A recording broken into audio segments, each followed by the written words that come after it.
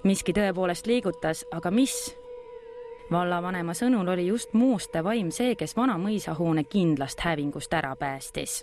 Palun rääkige, mis siin ruumis juhtus? Siin on nagu näha, on siin veel vana alus olemas. Siin oli mõisa ajal oli kamin, aga mingil ajal lõhuti see kamin kooli ajal ära ja ehitati siia Vene ajal üks suur ahi. Ja, kui suur? No pea sinna 1,5 meetrit laest allapoole. Siuke suur ahi oli ja siin oli klass, nagu ikka klassist pilluti paberist need lennukeid sinna ahju peale ja see ahjukütja küttis ahju ära ja läks juba õue ja siis see vaim ütles, et tule tagasi ja ta tuli just siia ruumi ja nägi, kui siin oli üleval juba, see on puulagi, see on praegu taastatud. Ma seda ise näinud, seda vana auku, siin oli juba selles laes oli auk sees, nii et see oli täitsa viimane minut, kui päästeti see maja ära, et siit oleks läinud ta lakk üles ja oleks katuseni välja võid minna. Et see pidi keegi tollele kütjale ütlema, tule tagasi. Kas ta lihtsalt kuulis seda häält oma peas või ta nägi reaalselt midagi? Ta ei kuulnud, vaid ta pandi niimoodi tegutsema, et ta tuli tagasi. Nagu keegi ütles, et pani ukse lukku, aga siis keegi nagu andis märku, et ei, ma pean tagasi minema. Ja tuli tagasi siia ruumi. Nii et see on siin tõesti sündid lugu ja see päästeti nii väga õigeaegselt. Sel ajal oli siin meil üks tuletõrjeauto meil Moostes ka, nii see jõudis kohe siia mõne minutiga ja see oleks ilmselt ise ka jõutud ära veel kustutada.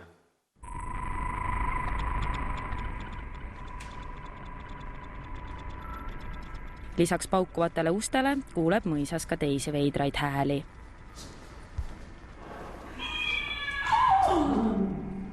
See valvab siin maja. Õigemini see valvab Kassi muuseumi meil.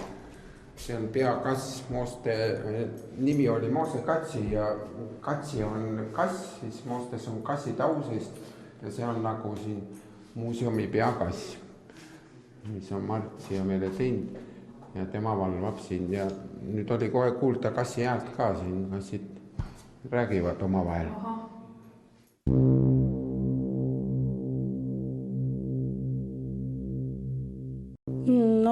Ma töötasin 18 aastat tagasi töötasin seal nagu koristajana ja juhtus selline asi, et tavaliselt kui ma koristasin, alati oli keegi majas, aga tol õhtul oli niimoodi, et oli pühapäevane päev.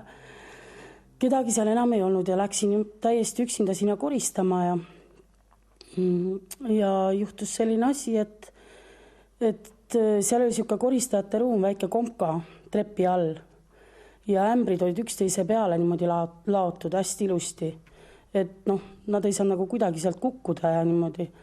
Ja peaaegu olin lõpetamas seda koristamist, kui need ämbrid sealt nagu välja visati.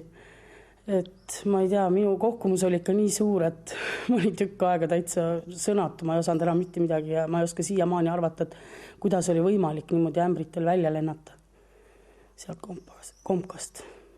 Ma mõtlesin, et ma viskan selle lapi ja ämbri sinna sammu, et ma enam üldse edasi ei korista, aga nii kiiresti kui vähegi võimalik, siis koristasin ära ja peale seda siis mul oli niimoodi, et enam üksinda mitte iialgi ei läinud, ma võtsin alati kellegi kaasa. Täitsa nagu visati kohe need ämbrid sealt välja, et nad niimoodi ei saa nagu kukkuda kaasa, sest uks oli kinni, ämbrid olid ilusti seal kõik ja järsku uks lahti ja kõik nad lendasid sealt välja. Et see oli nagu väga kummaline. Ma ei taha! Helija! Räägi nüüd natukese neile. Üldse Jart ütleb, see ei ole üldse. Erin, tule ära põe. Ma ka ei tahtnud, Vene tuli mulle täielikult järgi. On nimelik. Mooste mõisast tollal õppinud neid kardab kaamerate ees oma kogemustest pajatada ja põgeneb. Tuligi niimoodi selle tütarlapsega, et ta tuli minu juurde üks kord. Siin on 5 aastat tagasi, ta käis Mooste koolis. ja ütles, et ta kartis, et ta on ebanormaalne, et kas on selline asi võimalik üldse, et tema nägi sükest huvitavat asja, et ühel päeval, päisepäeva ajal oli see, tuli isa korra talle järgi ja ta pidi välja minema. Aga isa läks ees ära ja nad pidi kuskile nagu vist sõitma või midagi. Ja siis ta tuli. Ja ütles, et siuke sügisene, et lehed kõik nagu tuuleiil kuskilt tuli ja ütles, et silmanurgast nagu niimoodi vaatas. Ja seal olid niimoodi, et algul olid seal kunagi need õunapuud kohe seal koolimaja ees kasvasid. Ja vaatas, et sealt treppi mööda tuleb üks meesterahvas, aga ütles, et tal oli täitsa nagu, et 19. sajandist, et selline torukübar oli peas ja must keep, et nagu mingi pastor. Ja mõtleski, et huvitav, miks ta nii naljakas riietus, hakkas nagu uuesti vaatama ja mõtle, mitte kedagi enam ei olnudki. Ja ütles, et ta ei saa aru, mis asi see oli. See on kõik rohkem kui veider, kuid abi on teel. Käes on aeg riputada üles needsamad turvakaamerad, mis tabasid ka Tootsi vaimulendi. Kuhu võiks kruvi keerata niimoodi, et me ei rikku mingit seina ega midagi?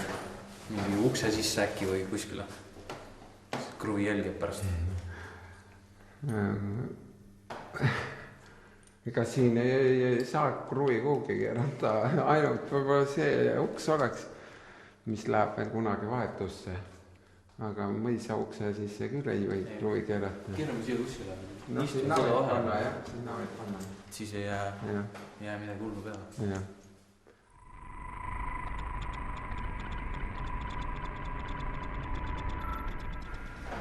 Iga sekundi tagant kuskil midagi kägiseb, mingid uksed kriiksuvad ja midagi nagu oleks kogu aeg mu selja taga. Mis see on, mina ei tea. Mõne hetke pärast saab ehk lahenduse.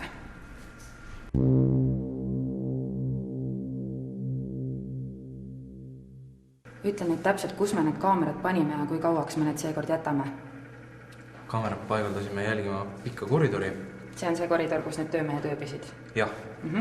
Siis seda sama võlvi, mis läheb siia koridori. Siis trepikojast, kus saab minna teisele korrusele. Ja infotahvlid või stendid ka koridori teise külje peal. Kauaks me jätame need? Neid jätame täna jälle ööseks. Et näha ööst liikumist. Okei. Nüüd on kaamerad iga nurga peal, kus vaimu nähtud, kuid vaimu tabamisega on üks probleem, sest majas kummitav kert ilmutavad ennast just ainult naisterahvastele. Turvakaamerad riputasid aga üles mehed. Järgmisel päeval videolinte kontrollides ei märganud me midagi erilist, kuid ainukene hingeline, keda me seekord kaameratega tabada suutsime, oli Mooste vallavanem Ülo, kes arusaamatutel põhjustel kell 3 öösel mõisaaegseid aadliriideid mööda koridore hõljus. Kes teab, äkki ongi Ülo see sama Mooste mõisa kummitus.